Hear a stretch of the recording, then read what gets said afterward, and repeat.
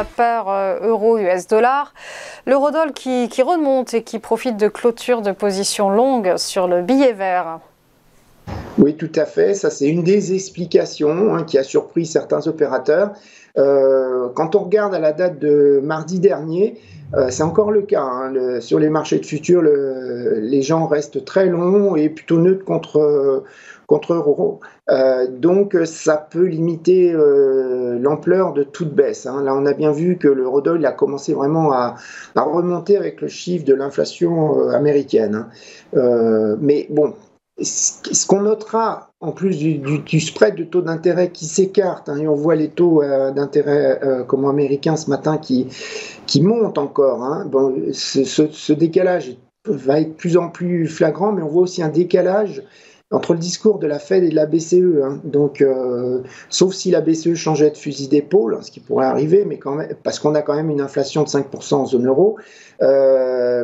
Pour l'instant, Madame Lagarde, elle a un discours qui est contradictoire. D'un côté, elle annonce que la BCE prendra toutes les mesures pour amener l'inflation à 2%, puis de l'autre, elle nous annonce un assouplissement monétaire est toujours nécessaire pour que l'inflation se stabilise à 2% à moyen terme. Donc voilà, en réalité, on est plus ou moins dans le même bateau concernant l'inflation que l'Amérique, et puis on voit que la BCE n'est pas en train du tout de parler de hausse de taux.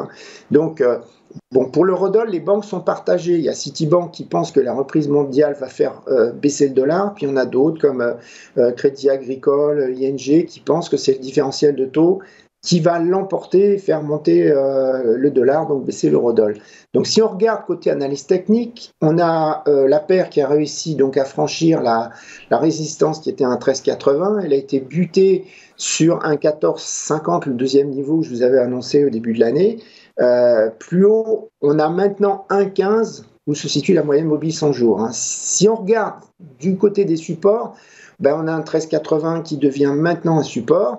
Et si jamais il était cassé, on risque de se retourner à nouveau en trading range et au pire de s'asseoir sur la ligne de tendance baissière qui est vers 1,1270.